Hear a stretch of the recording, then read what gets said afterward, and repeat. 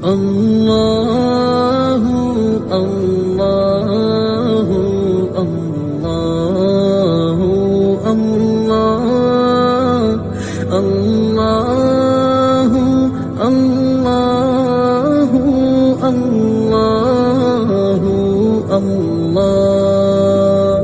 الله الله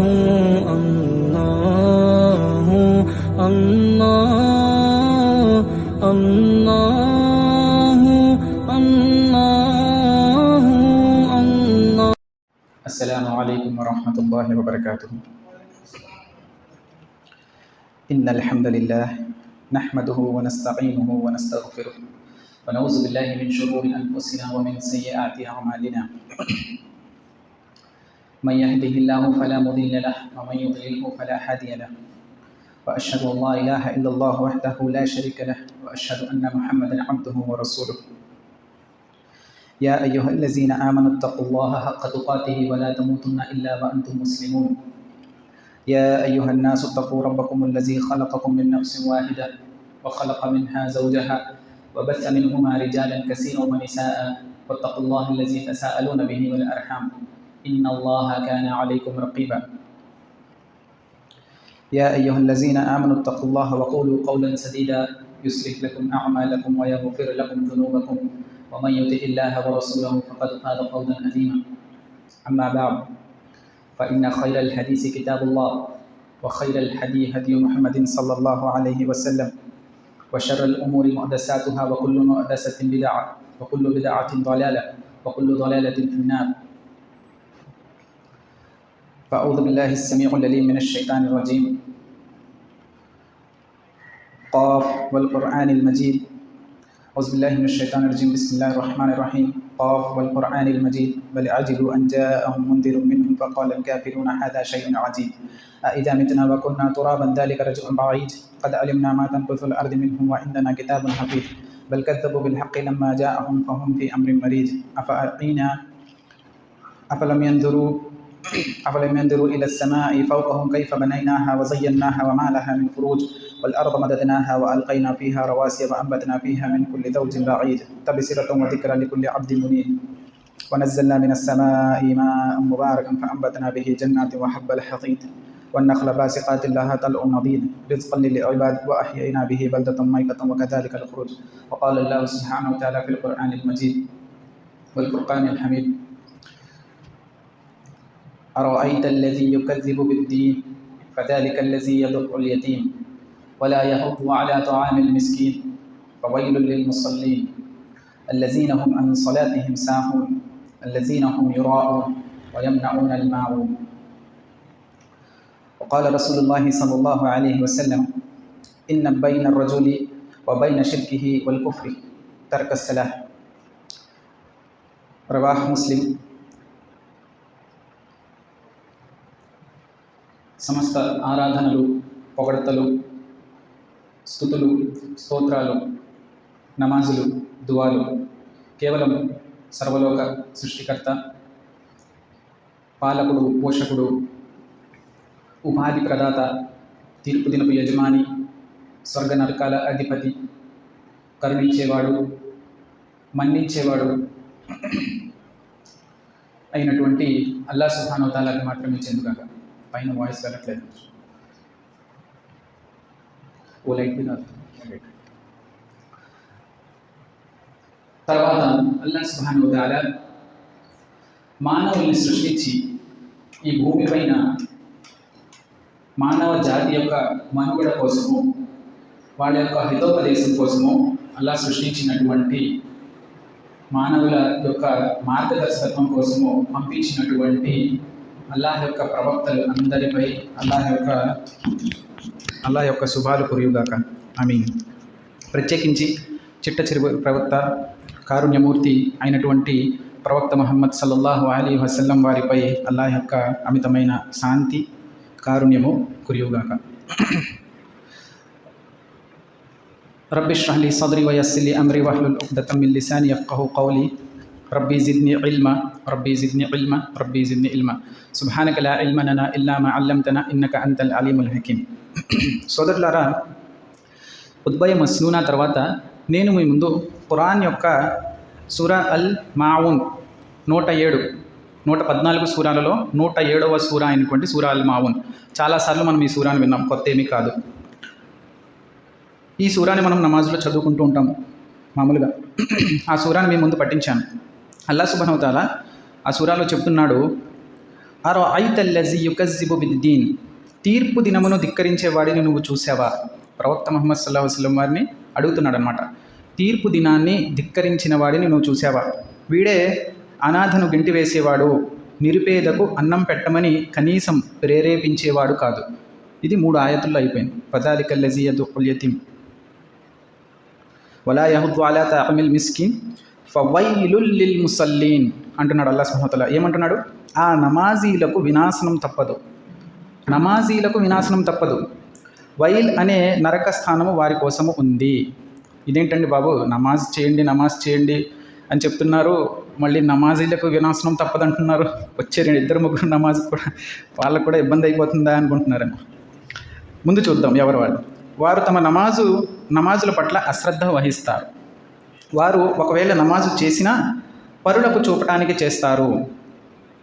అతి సామాన్యమైన వాడుక వస్తువులను ఇవ్వడానికి కూడా వారు నిరాకరిస్తారు. అయితే అల్లాహ్ సుబ్హానహు వ తఆలా ఇక్కడ 4వ ఆయతులో చెప్పాడు, ఆ నమాజీలకు వినాశనము తప్పదు. ఎవరా నమాజీలంట? ఎవరైతే వారి యొక్క నమాజుల పట్ల అశ్రద్ధ వహిస్తారు.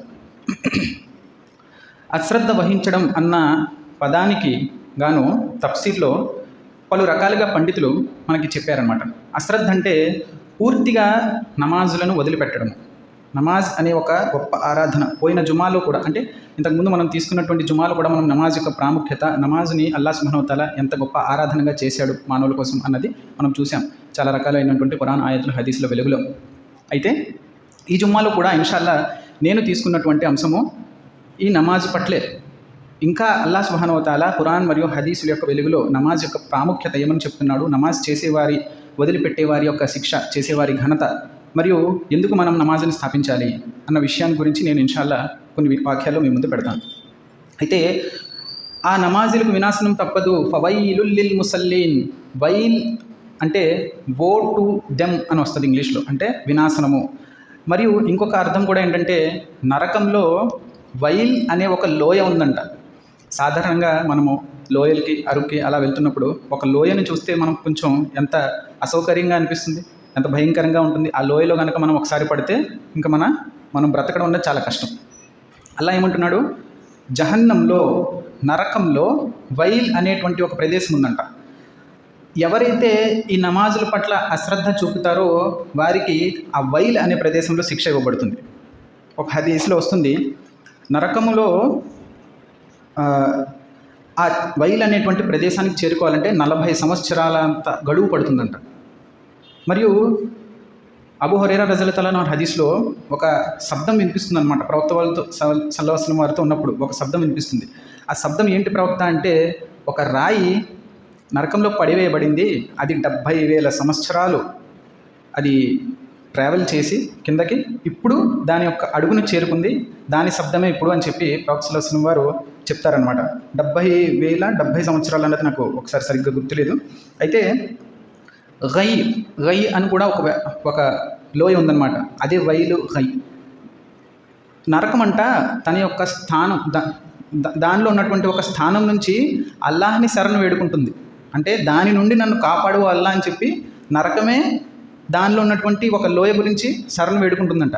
ఆ లోయ ఏంటి? గై. అంటే అలాంటి లోయలో ఎవరైతే నమాజులు అట్లా అశ్రద్ధ వహిస్తారో వాళ్ళకి శిక్ష ఉంది అని చెప్పి అల్లాహ్ సుబ్హానహు వ తఆలా ఈ సూరాలో చెప్తున్నాడు. అల్లాహ్ రక్షించుగాక. జుబ్బుల్ హుజ్న్ అని చెప్పి దానికి ఇంకొక పేరు ఉందన్నమాట.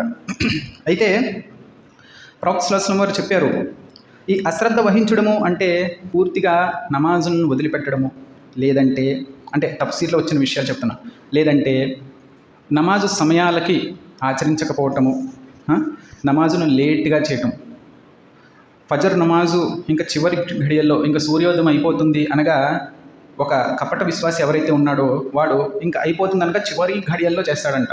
అటువంటి వాడు కపట విశ్వాసి. అసర్ నమాజ్ గురించి చెప్పడం జరిగింది. ఎప్పుడైతే సూర్యుడు శైతాన్ యొక్క 2 కొమ్ముల మధ్యలోకి వచ్చేస్తాడో, అంటే చివరి క్షణాలు, ఇంకా సూర్య అస్తమం అయిపోతుంది, ఆ సమయంలో ఒక నమాజ్ చేసేటువంటి వాడు కపట విశ్వాసి అన్నారు. అంటే ఈ ఆయత ప్రత్యేకంగా కపట విశ్వాసుల గురించి అని చెప్పడం జరిగింది. కొంతమంది ఎవరైతే నమాజుల పట్ల అశ్రద్ధ చూపుతారంటే తమకి తోచినప్పుడు నమాజ్ చేస్తారు, ఖాళీ దొరికినప్పుడు చేస్తారు, సంవత్సరానికి 2 సార్లు ఈదులకి లేదంటే జుమ్మాకు ఒకసారి, అలాగా తీరికబాటు దొరికినప్పుడు నమాజు చేయటము లేదంటే చేయకపోవటము, ఇటువంటి అశ్రద్ధ ధోరణికి సంబంధించినటువంటి విషయాలు ఏమైతే ఉన్నాయో అవన్నీ నమాజుల పట్ల అశ్రద్ధ వహించడము, ఇంకా ఇది కపట విశ్వాసం యొక్క ఒక లక్షణము అని చెప్పడం జరిగింది. అటువంటి వాళ్ళకి ఘోరమైన శిక్ష అని చెప్పి అల్లాహ్ సుబ్హానహు వ తఆలా ఈ సూరాలో తెలియజేశాడు. ప్రవక్త సల్లల్లాహు అలైహి వసల్లం వారు చెప్పారు, ఇన్న బైన రజులి వ బైన షిర్కి వ కుఫ్రి సలాహ్ వ కుఫ్రి వల్ కుఫ్రి తర్కస్ సలాహ్. అంటే ఒక విశ్వాసికి షిర్క్ నుంచి మరియు కుఫ్ర్ నుంచి వేరు చేసే విషయం ఏదైనా ఉంది అంటే అది తన యొక్క నమాజ్ అనమాట. అంటే ఎవరైతే నమాజ్ను విడుస్తాడో, నమాజ్ను స్థాపించడో అతను కాఫిరుల్లో, అవిశ్వాసుల్లో చేరిపోయినట్టు అని చెప్పి ప్రవక్త సల్లల్లాహు అలైహి వసల్లం చెప్పారు. దీని మీద మనం చాలా జాగ్రత్తగా మనము ఇటువంటి ఆయతుల్ని మనము అర్థం చేసుకోవాలి.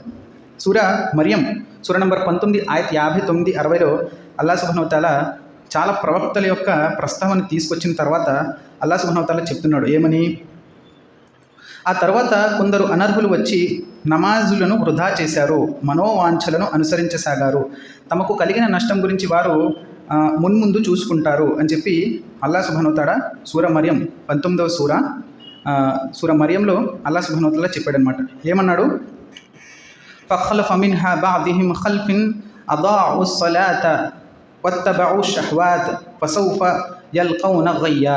గయ్యన్ నేను ముందు చెప్పాను కదా, అదనమాట. ఆ గై అంటే ఎవరైతే తమ మనోవాంఛలను అనుసరించి, అంటే ప్రవక్తల తర్వాత కొంతమంది వచ్చినటువంటి మనుషులు ఎవరైతే ఉన్నారో వాళ్ళ యొక్క మనోవాంఛలను అనుసరించి నమాజులను విడిచిపెట్టారు, వాళ్ళకి చాలా భయంకరమైన శిక్ష ఉంది అని చెప్పి, ఆ తర్వాత కొందరు అనర్హులు వచ్చి నమాజులను వృధా చేశారు, మనోవాంఛలను అనుసరించసాగారు, తమకు కలిగిన నష్టం గురించి వారు మున్ముందు చూసుకుంటారు, కానీ పశ్చాత్తాపం చెంది విశ్వసించి సత్కార్యాలు చేసిన వారు మాత్రం నష్టపోరు, వారు స్వర్గంలో ప్రవేశిస్తారు, వారికి రవ్వంత కూడా అన్యాయం జరగదు అని చెప్పి అల్లాహ్ సుబ్హానహు వ తఆలా చెప్తున్నాడు అనమాట. అంటే ఎప్పటికన్నా మన ప్రాణం ఉన్నంత వరకు కూడా మనం పశ్చాత్తాపం చెంది అల్లాహ్ వైపునకు మరలే అవకాశము మనకి ఎప్పుడు ఉంటుంది.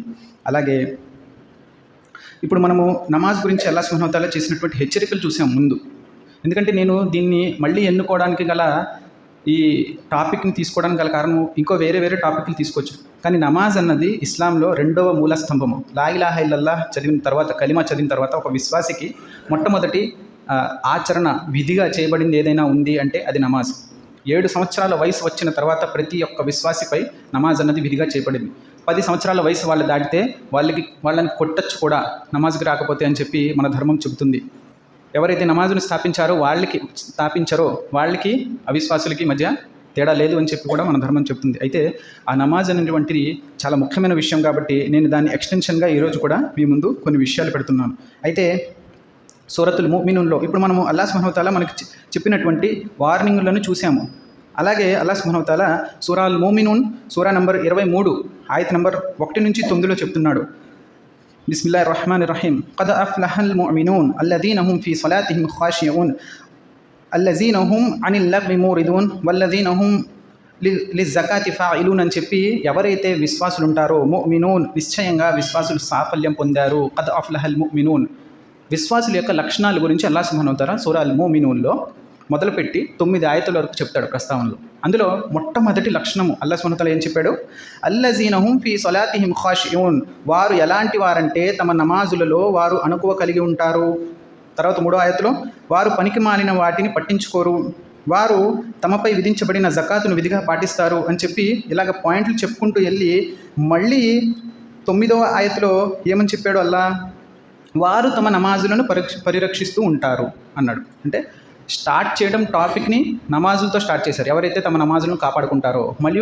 మళ్ళీ ఆ విశ్వాసుల యొక్క లక్షణాలు ఎండ్ చేస్తూ వారి యొక్క నమాజులను పరిరక్షించుకుంటూ ఉంటారు అని చెప్పి. పరిరక్షణ అంటే సమయానికి నమాజును చేసేయడం.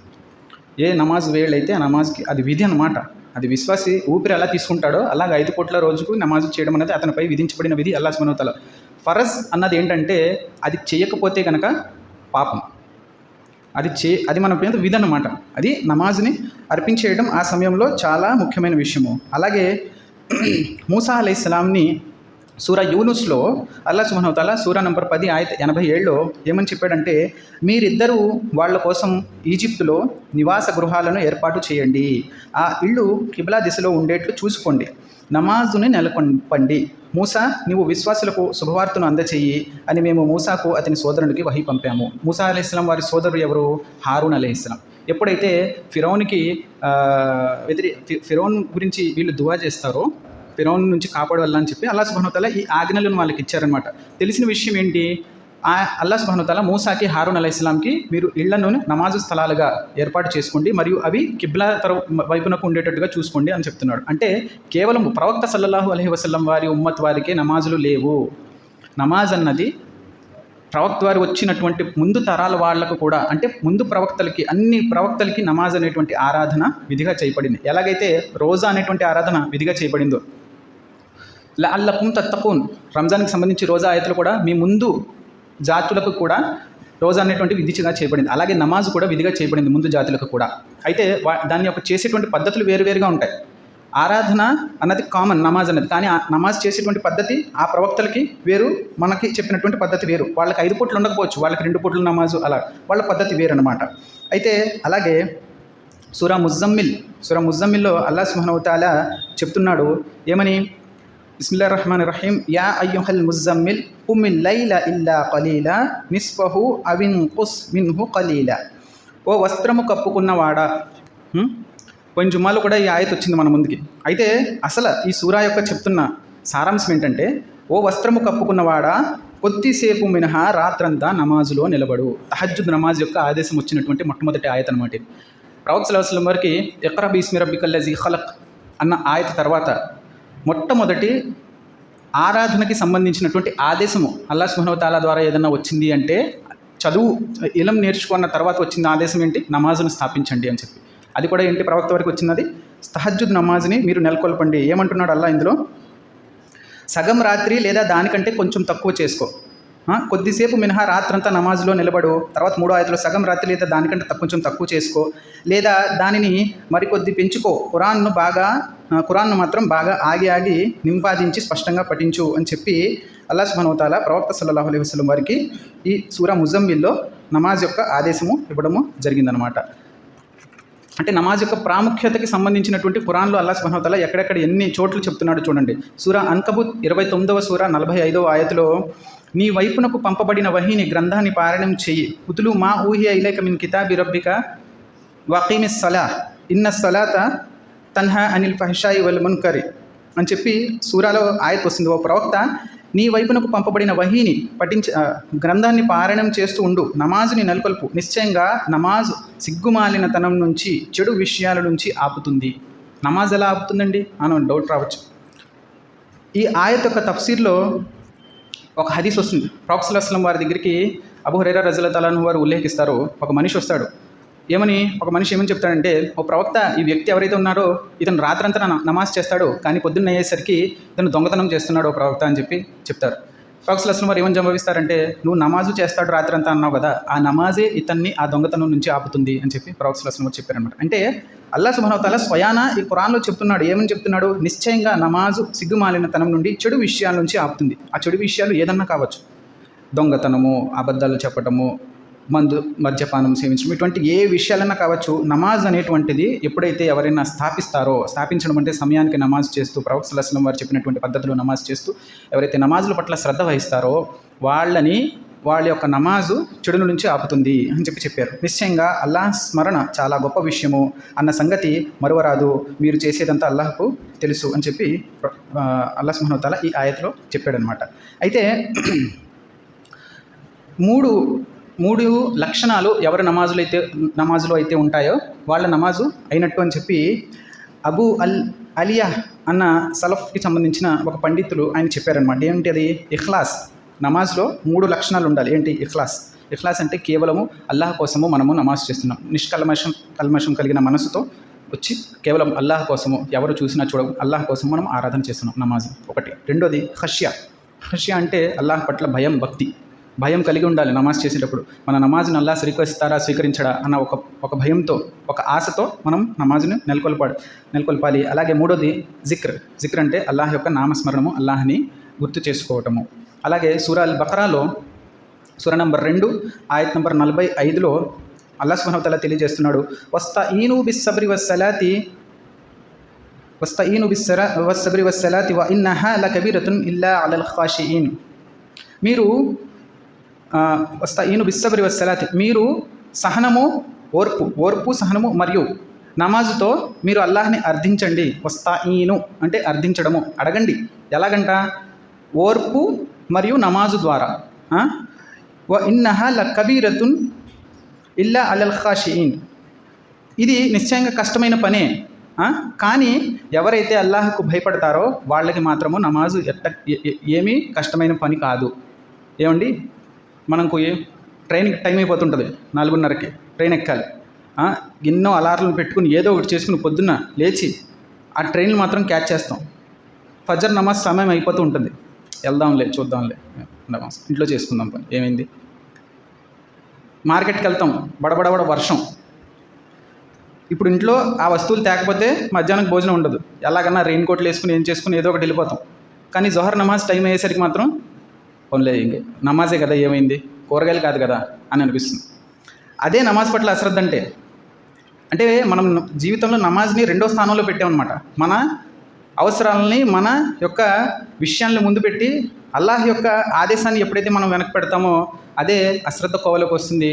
అల్లాహ్ చెప్పేవాడికి, వినేవాడికి అందరికీ ఆ భాగ్యాన్ని, అల్లాహ్ యొక్క ఆదేశాలని మన జీవితంలో మొట్టమొదటి స్థానంలో పెట్టేటువంటి భాగ్యాన్ని మనందరికీ ప్రసాదించగాక ఆమీన్. మన తప్పుల నుంచి అల్లాహ్ మనల్ని మన్నించగాక ఆమీన్. అయితే హదీసులో చాలా చోట్ల నమాజ్ యొక్క ప్రాముఖ్యతని తెలియజేస్తూ అబూ హురైరా రజియల్లాహు తఆలా అన్హు వారు ముస్లింలో 395 హదీస్లో అల్లాహ్ సుబ్హానహు వ తఆలా అంట నమాజ్లో చదివేటువంటి సూరా అల్ ఫాతిహాని 2 భాగాలుగా విడదీశారు. సుబ్హానల్లాహ్. సూరా అల్ ఫాతిహా మనం ఎప్పుడైతే చదువుతామో అల్హమ్దులిల్లాహి రబ్బిల్ ఆలమీన్ అని మనం ఎప్పుడైతే అంటామో అల్లాహ్ సుబ్హానహు వ తఆలా దానికి బదులిస్తాడు. ఏమని? హమిదని అబ్ది, నా దాసుడు నా ప్రశంస చేశాడు అని అంటాడంట అల్లాహ్ సుబ్హానహు వ తఆలా. ప్రతి దాసుడు ఎప్పుడైతే ప్రతి ఒక్కరు అల్హమ్దులిల్లాహి రబ్బిల్ ఆలమీన్ అని అంటారో, నా దాసుడు నా ప్రశంస చేశాడు అని చెప్పి అల్లాహ్ మనకి బదులిస్తాడు. ప్రతి దాసుడికి అల్లాహ్ బదులిస్తున్నాడంటే అది ఎంత గొప్ప విషయమో ఒకసారి ఆలోచించండి. అర్-రహ్మాన్ అర్-రహీమ్ అని ఎప్పుడైతే చెప్తాడో, అస్నా అలైహి అబ్ది, నా దాసుడు నా ఘనతను తెలియజేశాడు అని అంటాడంట అల్లాహ్.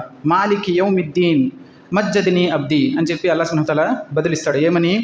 నా దాసుడు నా ఔన్నత్యాన్ని తెలియజేశాడు. తమ్జీద్ అంటే ఔన్నత్యం. అయితే ఇయ్యాక నఅబుదు వ ఇయ్యాక నస్తఈన్, ఓ అల్లాహ్ నిన్నే ఇయ్యాక నఅబుదు, ఇబాదా, నఅబుదు అంటే ఆరాధిస్తున్నాము, వ ఇయ్యాక నస్తఈన్ అంటే అర్థిస్తున్నాము, అడుగుతున్నాము. ఇయ్యాక నఅబుదు వ ఇయ్యాక నస్తఈన్ ఎప్పుడైతే అంటామో అల్లాహ్ సుబ్హానహు వ తఆలా ఏమంటాడంట?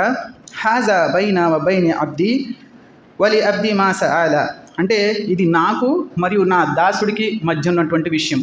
హాజా బైని వ బైన అబ్ది, నా దాసుడు నన్ను ఏదైతే కోరుతున్నాడో అది నేను అతనికి ఇచ్చేస్తాను అని అంటాడంట.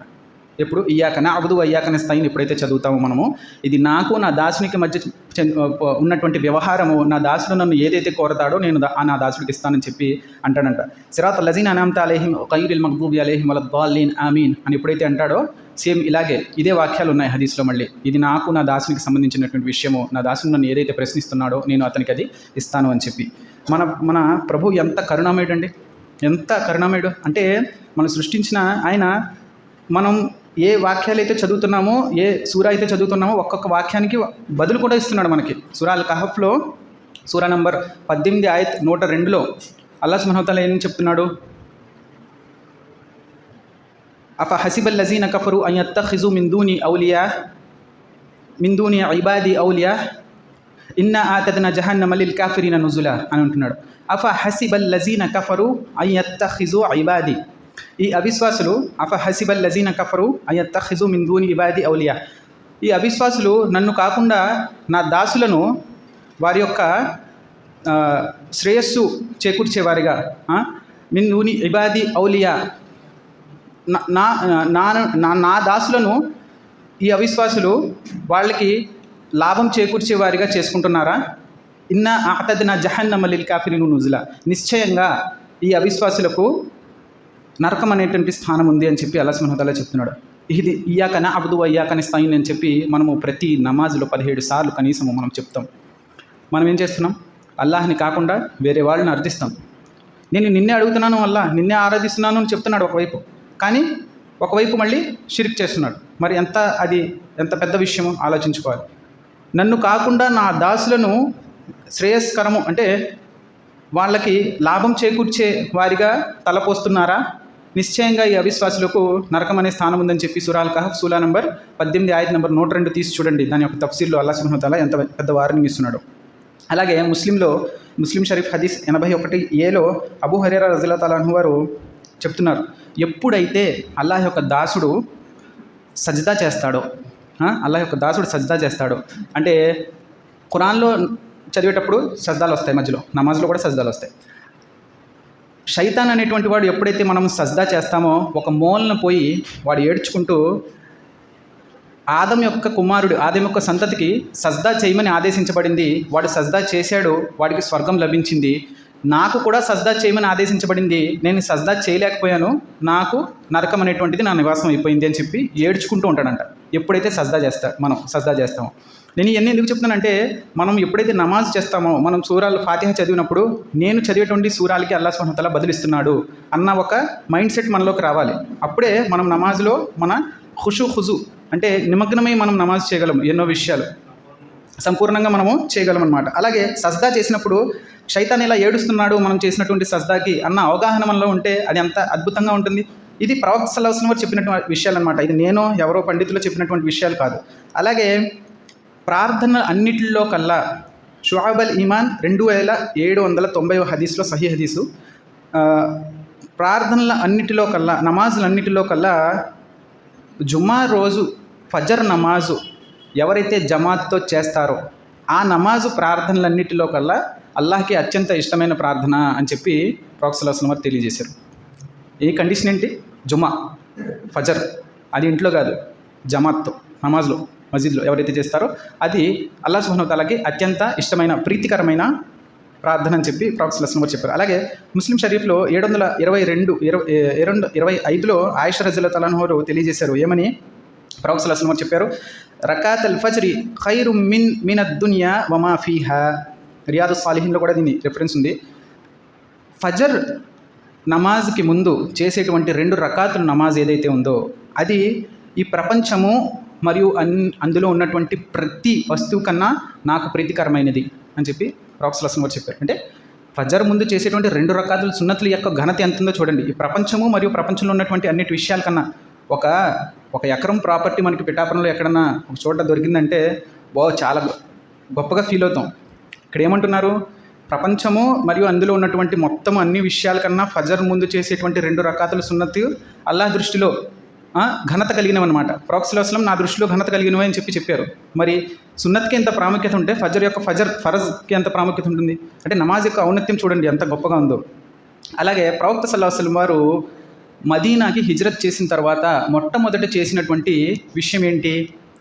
మస్జిద్ ఖుబా దాన్ని స్థాపించారనమాట. అంటే మనది మస్జిద్ ఉందండి, ఈ మస్జిద్ యొక్క మెయిన్ పర్పస్ ఏంటి? మనం ఎందుకు కట్టుకున్నాం మస్జిద్? దేనికోసం? నమాజులు నెలకొల్పడం కోసం, నమాజుల కోసమే ఉన్నది మస్జిద్. మరి అటువంటి మస్జిద్ని మనము మన నమాజులతో నింపుతున్నామా సమయానికి? ఆ మస్జిద్ యొక్క హక్కుని మనము నెరవేర్చగలుగుతున్నామా? అది మనం ప్రతి ఒక్కళ్ళు ప్రశ్నించుకోవాలి. చెప్పేవాడు వినేవాళ్ళు అందరూ ఎవరు గొప్ప కాదు, మనల్ని మనం ప్రశ్నించుకోవాలంతే.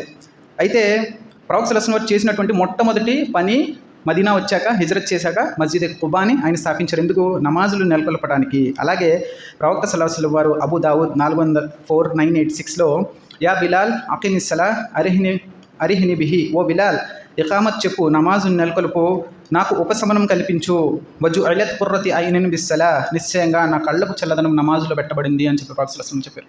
నా కళ్ళకి చల్లదనం అనేటువంటిది నమాజ్లో పెట్టబడింది అని చెప్పి ప్రవక్త సల్లల్లాహు అలైహి వసల్లం వారు తెలియజేశారనమాట నమాజ్ గురించి. అలాగే ఖురాన్లో సూరా రాద్లో సూరా నంబర్ 13 ఆయత్ నంబర్ 28లో ఏమని చెప్పబడింది? అలా బిజిక్రిల్లాహి తత్మ ఇన్నల్ కులూబ్, అలా బిజిక్రిల్లాహి తత్మ ఇన్నల్ కులూబ్, నిశ్చయంగా జిక్రిల్లాహి అల్లాహ్ యొక్క నామస్మరంలోనే తత్మ ఇన్నల్ కులూబ్ ఈ హృదయాల యొక్క శాంతి పెట్టబడింది.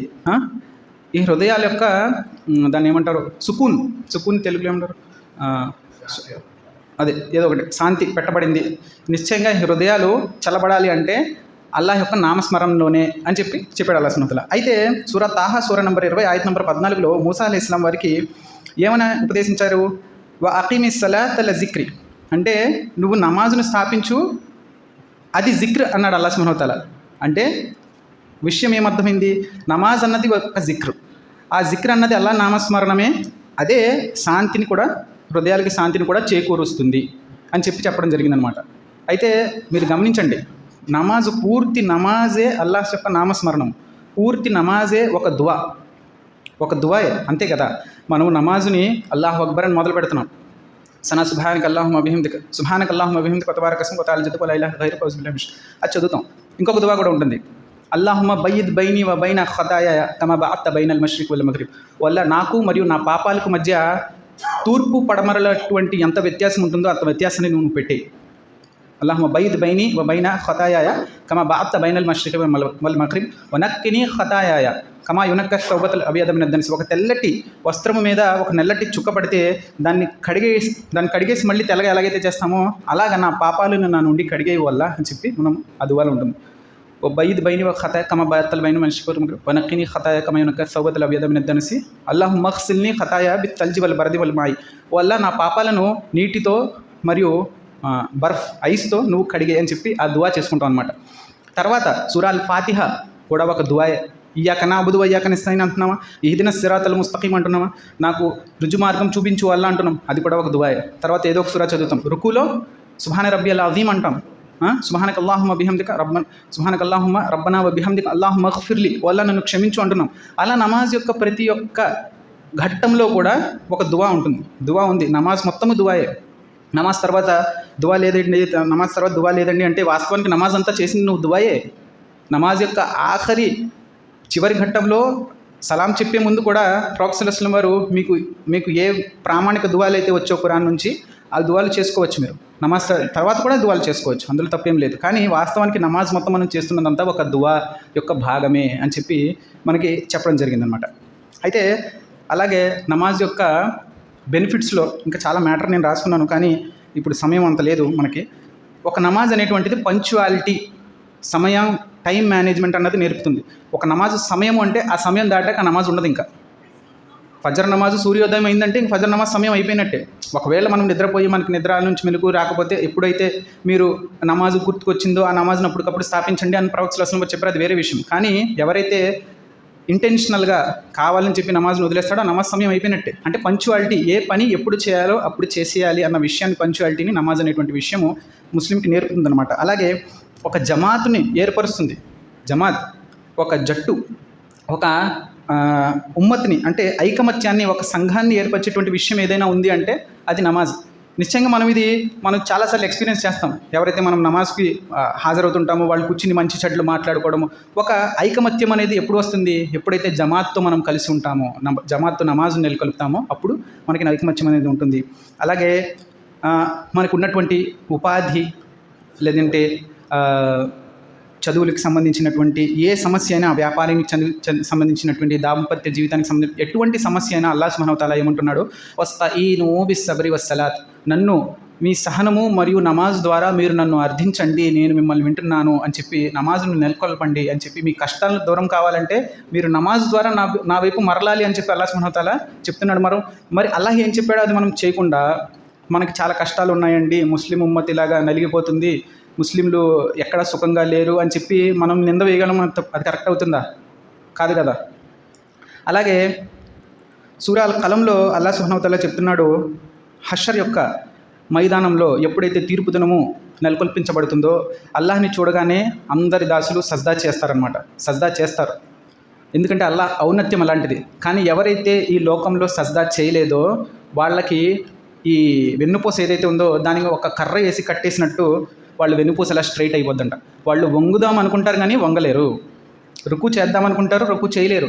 ఎవరైతే అల్లాహ్ ముందు నమాజ్లో ఇక్కడ నిలబడ్డాడో వాడి యొక్క అక్కడ నిలబడటం అన్నది సునాయాసం అవుతుంది. ఆ తీర్పు దినం రోజు 50,000 సంవత్సరాలు సూర్యుడు నెత్తిన మీద ఉండేటువంటి అంత భయంకరంగా ఉంటుంది, అంత 50,000 సంవత్సరాలు పొడవునా ఉంటుంది, చెమటలు కారుతుంటాయి.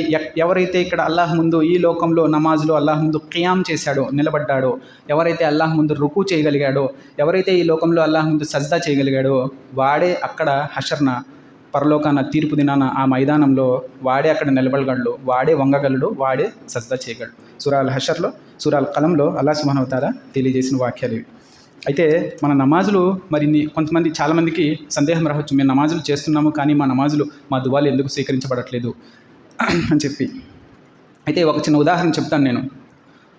మనము ఒక పళ్ళెంలో ఒక అరటిపండు, కొన్ని పువ్వులు, ఒక అగరబత్తి, అలాగా ఒక కొబ్బరికాయ, ఇటువంటివన్నీ తీసుకుని వచ్చి ఒక గంట ఇక్కడ పెట్టుకుని ఆ గంట కొట్టి ఇక్కడ కూర్చుని మోకారించి ఓ అల్లాహ్ నా ఈ నమాజును స్వీకరించు అంటే అల్లాహ్ స్వీకరిస్తాడా? లేదా ఒక బెంచ్ వేసుకుని ఒక చర్చ్ లాగా ఒక బెల్ పెట్టుకుని ఆ బెల్ కొట్టి మోకాలు పెట్టి ఇలా పెట్టుకుని వల్ల నేను నిన్నే ఆరాధిస్తున్నాను, నేను నిన్నే వేడుకుంటున్నాను, నా ఈ నమాజును స్వీకరించు అల్లా అంటే అల్లా స్వీకరిస్తాడా? ఎందుకు? మనకి నమాజు ఎలా చేయాలి, ఎలా చేస్తే నమాజుని అల్లా అంగీకరిస్తాడు అన్నది ఎవరు చెప్పారు మనకి? ప్రవక్త సల్లల్లాహు అలైహి వసల్లం వారు చూపించారు. ఆ నమాజుని ఎలా స్థాపిస్తే అల్లా దాన్ని అంగీకరిస్తాడు అన్న పద్ధతి ప్రవక్త సల్లల్లాహు అలైహి వసల్లం వారు చేసి చూపించారు. ప్రవక్త సల్లల్లాహు అలైహి వసల్లం వారు ఏమని చెప్పారు? వసల్లు కమా రాయితుమూని ఉసల్లి, నన్ను pray as you have seen me praying, మీరు నన్ను ఎలాగైతే నమాజ్ చేస్తున్నట్లుగా చూశారో అలాగే నమాజును చేయండి. బుఖారీ 631 హదీస్లో ఉంది. అంటే చెప్పవలసిన విషయం ఏంటంటే, లోపం ఎక్కడో మన వైపే ఉంటుంది. మనం ఎలాగైతే అల్లాహ్ని ఆరాధించాలో ఆ విధంగా ఆరాధించము. అక్కడ ఆ లోపాన్ని మనం సరిదిద్దుకున్నామంటే అల్లాహ్ ఎవరికి అన్యాయం చేసేటువంటి వాడు కాదు. అల్లాహ్ని ఆరాధించండి, నన్ను ఆరాధించండి అని చెప్తూ అల్లాహ్ ఆరాధన చేస్తున్న దాసునికి తన యొక్క ఆరాధన యొక్క బెనిఫిట్ నుంచి ఆపడు అల్లాహ్ సుబ్హానహు వ తఆలా. మనం మన ఆరాధనలు సరిగ్గా ఉన్నాయా లేదా? ప్రవక్త సల్లల్లాహు అలైహి వసల్లం వారు ఎలాగైతే మనకు నమాజ్ చేయమని చేసి చూపించారో అటువంటి పద్ధతుల్లో ఆరాధనలు ఉన్నాయా లేదా అని చెప్పి మనం చూసుకోవాలి. అలాగే ఇంకా చిన్న టాపిక్స్ ఉన్నాయి, దాన్ని ఇన్షాల్లా అల్లాహ్ సుబ్హానహు వ తఆలా హయాత్ పెడితే ఇన్షాల్లా మళ్ళీ వచ్చే జుమాలో నేను ముందు అవి పెడతాను. అయితే ఒక చిన్న విషయము, మొహర్రం నెల మొదలైంది. ఈ మొహర్రం నెలలో ఉండేటువంటి షిర్క్ బిదతుల నుండి, తప్పుల నుండి, తప్పుడు ఆరాధన నుండి, తప్పుడు కార్యాల నుంచి మనల్ని మనం రక్షించుకోవాలి. ఈ మొహర్రంలో జరిగేటువంటి ఉత్సవాలు ఇవన్నీ ఎక్కడ ప్రవక్త సాంప్రదాయంలో కానీ ఎక్కడా లేవు. హుసేన్ రజియల్లాహు తఆలా అన్హు వారు, హసన్ రజియల్లాహు వాళ్ళు వధించబడటము, వాళ్ళు షహీద్ అవ్వడము నిశ్చయంగా నిజము. మరియు ఆ బాధ ప్రతి ముస్లింకి ఉంటుంది. నిశ్చయంగా ప్రవక్త సల్లల్లాహు అలైహి వసల్లం వారు ఏమన్నారు? హుసేన్ నా కంటి యొక్క చల్లదనం అన్నారు. మరియు పరలోకంలో జన్నతులో యువకుల యొక్క సర్దార్ కింద హుసేన్ రజియల్లాహు తఆలా అన్హు, హసీన్ వీళ్ళిద్దరు ఎవరో ఒకళ్ళు ఉంటారని చెప్పి ప్రవక్త సల్లల్లాహు అలైహి వసల్లం చెప్పారు. అయితే వాళ్ళ యొక్క ప్రేమ ఉంది కాబట్టి మనం వాళ్ళ గురించి మనం దువా చేయాలి. వాళ్ళ కోసం మనము అల్లాహ్ వాళ్ళ తప్పులను మన్నించగాక దువా చేయాలి. అంతేగాని ఈ మాతం చేయటాలు, ఇటువంటి రక్తాలు చిందించడాలు ఎక్కడ కూడా మన యొక్క ధర్మంలో లేనటువంటి విషయాలు. ఇది బిదత్, షిర్క్ కిందకు వస్తుంది. అలాగే ఈ నెల యొక్క 10వ ఇస్లామీ తేదీన ప్రవక్త సల్లల్లాహు అలైహి వసల్లం వారు ఉపవాసం ఉన్నారు. మొహర్రం యొక్క 10వ తేదీన. అది ఎప్పుడు వస్తుందంటే 17వ జూలైకి వస్తుంది. 10వ తేదీన ప్రవక్త సల్లల్లాహు అలైహి వసల్లం వారు ఏమన్నారు? 9, 10 లేదా 10, 11 ఈ 2 రోజులు, ఈ కాంబినేషన్లో మీరు రోజా ఉండొచ్చు. ఇది మూసా అలైహిస్సలాం వారికి అరఫా రోజున, ఆషూరా రోజున ప్రవక్త అల్లాహ్ సుబ్హానహు వ తఆలా ఆయనకి విజయాన్ని ప్రసాదించాడు అనమాట. దానికి చిహ్నంగా ప్రవక్త సల్లల్లాహు అలైహి వసల్లం వారు రోజా ఉన్నారు. నేను బ్రతికి ఉంటే కనుక నేను వచ్చే సంవత్సరం 9వ తారీఖున కూడా ఉంటానని చెప్పి ప్రవక్త సల్లల్లాహు అలైహి వసల్లం చెప్పారు. కానీ ఆ తర్వాత ప్రవక్త సల్లల్లాహు అలైహి వసల్లం వారు ఈ లోకాన్ని వదిలేసి వెళ్ళిపోవడం జరిగింది. కాబట్టి 9, 10 లేదా 10, 11 కూడా రోజా ఉండడంలో చాలా ఘనత ఉంది. మొదటి సంవత్సరం, 2వ సంవత్సరం ఎలాగైతే మనం ఆషూరా రోజా చూసామో అలాగే సేమ్ అర్ఫాత్ రోజా చూసామో అలాంటిదే. కాబట్టి అల్లాహ్ సుబ్హానహు వ తఆలాతో దువా ఏంటంటే, మళ్ళీ ఒకసారి చెప్తున్నాను, 16, 17 లేదా 17, 18 ఈ 2 రోజుల్లో రోజా ఉండేటువంటి అవకాశం ఉంది. అల్లాహ్ సుబ్హానహు వ తఆలాతో దువా ఏంటంటే, అల్లాహ్ మన యొక్క నమాజులను, మన యొక్క ఆరాధనలను అల్లాహ్ నువ్వు స్వీకరించు. అల్లాహ్ మాకు నీ యొక్క సరైన ఆరాధన పద్ధతులను నేర్పు. అల్లాహ్ మా యొక్క కుటుంబ సభ్యులలో ఎవరైనా అనారోగ్యానికి గురైనా, సమస్త ముస్లింలో ఎవరైతే అనారోగ్యానికి, బాధలకి, మానసిక మరియు శారీరక అనారోగ్యాలకి గురై ఉన్నారో వాళ్ళకి నువ్వు స్వస్థతను, సంపూర్ణ ఆరోగ్యాన్ని నువ్వు ప్రసాదించు. వల్ల నీ యొక్క నరక శిక్ష నుండి మమ్మల్ని కాపాడు. వల్ల ఖబర్ యొక్క శిక్ష నుండి నువ్వు కాపాడు. వల్ల మాకు నీ యొక్క జన్నతుల్ ఫిర్దౌస్లో కుటుంబ సభ్యులతో సహా నువ్వు మాకు ప్రవేశాన్ని కల్పించు.